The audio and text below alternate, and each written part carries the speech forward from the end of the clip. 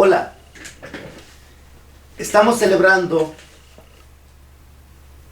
el cuarto domingo del tiempo ordinario en el ciclo A, que ese año coincide con el 2 de febrero, fiesta litúrgica de la presentación del Señor, y popularmente llamada fiesta de la Candelaria. ¿Candelaria por qué? ¿Qué significa Candelaria? Bueno, en el Evangelio Jesús es presentado como la luz de todos los pueblos, gloria de su pueblo Israel. Y la luz, pues nosotros la podemos tener en una vela, en una candela. La imagen de la Virgen de la Candelaria precisamente sostiene una velita como un signo de que ella es portadora de la luz que es Jesucristo nuestro Señor. En las lecturas vamos a ver cómo el profeta Malaquías desde muy antiguo anuncia claramente este acontecimiento. Esto dice el Señor: He aquí que yo envío a mi mensajero. Él preparará el camino delante de mí. De improviso entrará en el santuario el Señor a quien ustedes buscan, el mensajero de la alianza a quien ustedes desean. Miren, ya va entrando, dice el Señor de los ejércitos. Se anuncia pues esa entrada del Señor en su santuario. Y precisamente el Salmo 23, que va a tener como antífona: el Señor es el Rey de la Gloria, en una de sus estrofas dice: puertas, ábranse de par en par, agrándense portones eternos, porque va a entrar el Rey de la Gloria. En la segunda lectura, la carta a los Hebreos nos dice cómo Jesús tenía que asemejarse en todo a sus hermanos, los hombres. Por eso se hace hombre. Por eso fue probado como nosotros en el sufrimiento, y ahora es el sumo sacerdote que es capaz de entendernos y de compadecerse de nosotros. Ese sumo sacerdote que es presentado al templo. Precisamente el Evangelio nos dice: transcurrido el tiempo de la purificación de María, según la ley de Moisés, ella y José llevaron al niño a Jerusalén para presentar al Señor, de acuerdo con lo escrito en la ley. Todo primogénito varón será consagrado al Señor. Y también para ofrecer, como dice la ley, un par de tórtolas o 2 pichones. Se presentan a la purificación de María. Para los judíos, la sangre era algo perturbador. El contacto con la sangre impurificaba. El contacto con la sangre hacía que alguien fuera inmundo. Y las mujeres, cuando daban a luz, pues se manchaban de sangre, ¿verdad? Y tenían que hacer una purificación. 40 días después del nacimiento del niño se presentaban para ser purificadas. Pero María era inmaculada concepción. María era inmaculada. Y sin embargo, se presenta a cumplir la ley del Señor. Jesús, pues, era el Hijo de Dios. Y sin embargo, se presenta como todo hijo primogénito para cumplir los preceptos de Dios. A mí se me hace curioso cómo mucha gente dice que no ocupa ir a la iglesia. Que no ocupa. Digo, ay, pues tú eres más influyente que José y María, porque ellos, siendo quien eran, sí ocuparon ir a cumplir con lo que Dios les pedía.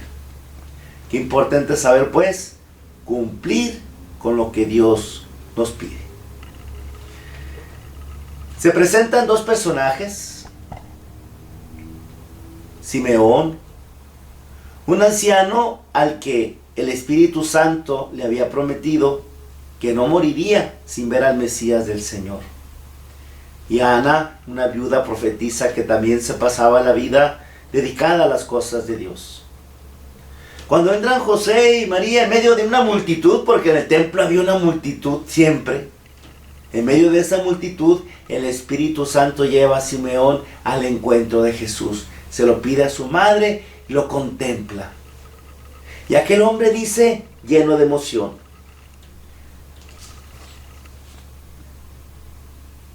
Señor, ya puedes dejar morir en paz a tu siervo según lo que me habías prometido, porque mis ojos han contemplado a tu Salvador, al que has preparado para bien de todos los pueblos, luz que alumbra a las naciones y gloria de tu pueblo Israel. Y entonces él les explica a José y María quién va a ser ese niño. Y a María le dice incluso con mucha fuerza, y a ti una espada te atravesará el alma. Claro, imagínense el dolor tan grande cuando María contempla a su hijo destrozado. El dolor tan grande cuando tuvieron que salir hacia Egipto en medio de aquel desierto. El dolor tan grande de ver a su hijo crecer en medio de tantas dificultades. El dolor tan grande sobre todo de verlo clavado en la cruz. El dolor tan grande de que a los 12 años se les perdió y no lo encontraron. En fin, hay una tradición de los 7 dolores de la Santísima Virgen que hablan precisamente de cómo su corazón estuvo dispuesto al dolor, al sufrimiento, al sacrificio, para ser la corredentora, para ser la que participa en el amor de Dios para salvarnos a nosotros. También Ana, hija de Fanuel, de la tribu de Aser, una mujer muy anciana, ella también se presenta dando gracias a Dios y hablando del niño a todos los que aguardaban la liberación de Israel. Y ahí regresan a Galilea, y el niño iba creciendo, fortaleciéndose, se llenaba de sabiduría y de gracia, y Dios estaba con él.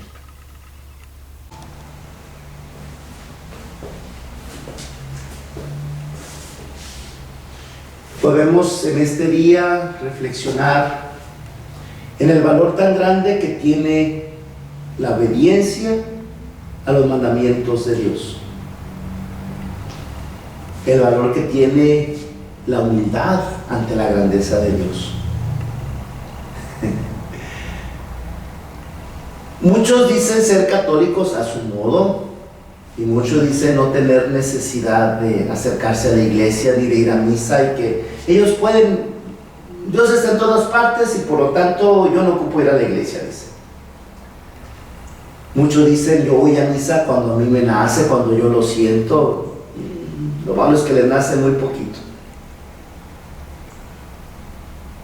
Yo creo que es importante que nosotros reflexionemos en cómo necesitamos cumplir lo que Dios nos pide. La ley, sabemos nosotros, es promulgada por quien tiene autoridad buscando el bien común. La ley es aquello que nos salva del caos, de la anarquía. La ley busca que nosotros podamos tener un bien común. Dios nos ha dado la ley precisamente para que nosotros podamos encontrar el camino de la salvación. Dios nos ha dado la ley para que no andemos a ciegas, a tontas, a locas, viendo a ver qué encontramos, sino para que tengamos un camino cierto.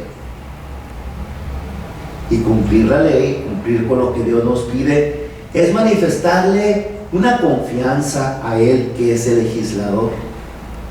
Una confianza que la misma Biblia la presenta como la forma más grande de amor. Cuando en el Antiguo Testamento Samuel le pide a Saúl que pues sea fiel a Dios, y en un momento, antes de una batalla, Samuel se tarda, y entonces Saúl hace el sacrificio. Y le dice después que pues tenía que hacerlo. Y entonces ahí Samuel le dice una cosa muy interesante cuando le habla de que la obediencia es más importante que los sacrificios, que la grasa de los corderos y todo lo que le pudieran ofrecer a Dios. Lo más importante para Dios va a ser la obediencia. Y Jesús dice, el que me ama cumplirá mis mandatos, como yo amo a mi Padre cumpliendo sus mandatos.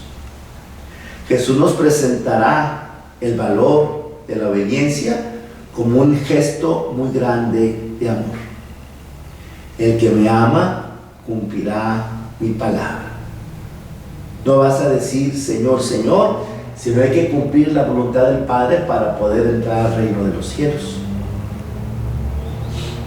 A nosotros Dios nos pide santificar las fiestas desde el Antiguo Testamento. Y esa fiesta que para los judíos era el sábado, para nosotros es el domingo. El domingo es tiempo y espacio que debemos saberle consagrar al Señor, regalárselo. Es un sacrificio. Es un sacrificio. Es un sacrificio en el que ya no destruimos a una persona como en un sacrificio humano o un animal. No, ahora destruimos una hora. La destruimos. Hacer un sacrificio, hacer sagrado algo era destruirlo para ofrecérselo a Dios, para que fuera exclusivo de Dios. Bueno, también ahora nosotros sacrificamos una hora, 60 minutos. O depende del padrecito que nos toque, ¿verdad? También. Eso hay que tomar en cuenta. Pero en esa hora no vas a ganar dinero. Al revés, te pasas a la charolita y échale. Una hora en la que difícilmente te vas a divertir, en la que va a haber niños haciendo ruido, en la que o hace calor o hace frío y la banca está dura o te toca parado. No se le oye bien al padre. Pues es un sacrificio. Yo voy con misa cuando me nace. No, si no es un gusto, es un sacrificio. Sacrificio que nos une a ese sacrificio de Cristo por nosotros. Ojalá sepamos valorarlo. Hoy contemplamos pues a la Sagrada Familia cumpliendo lo que Dios le pedía. Aunque María Inmaculada se presenta su purificación, aunque Jesús es el Hijo unigénito de Dios, se presenta como todo primogénito varón del pueblo de Israel y cumple. Ojalá que también a nosotros nos nazca el saber cumplir la ley y obedecerlo. Y especialmente, repito, en ese precepto dominical, donde los católicos nos congregamos como familia, donde escuchamos la palabra de Dios, donde nos alimentamos con el banquete de su cuerpo, donde oramos, donde reflexionamos, donde hay tantos espacios tan hermosos para la convivencia, para el encuentro. Ojalá que para nosotros la misa nunca sea una obligación, que la es, sino un gusto, un privilegio, un sentirnos llamados por Él. Ojalá que vayamos a misa cada vez que nos nazca, pero que te nazca cuando menos cada semana. Bueno, muchas felicidades a los que en este día pues pudieron cobrar los tamales de las tradiciones del Niño Dios de la Rosca de Reyes, que pudieron comer tamales este día, pues muchas felicidades. Los que cumplieron con eso de llevar al Niño Dios a bendecir, qué bueno, las tradiciones ojalá que no se pierdan. Pero, sobre todo, que este día nos quede claro que tenemos que saber cumplir la ley del Señor. El que me ama, cumplirá mi palabra. Y así brillará sobre nosotros la luz que nace de lo alto, Jesucristo nuestro Señor.